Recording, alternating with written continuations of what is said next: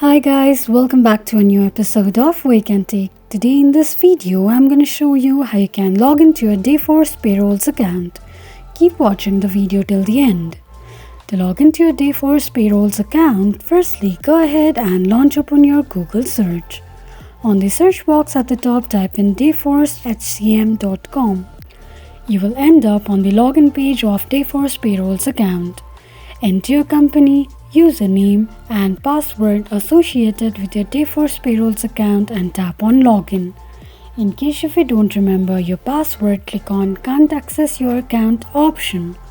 This is how you can log into your Dayforce Payroll's account quickly and easily just in few steps. If you have any thoughts or queries, let us know in the comment section. Don't forget to subscribe to our channel. Also press the notification bell icon so that YouTube will notify you whenever we post a new video.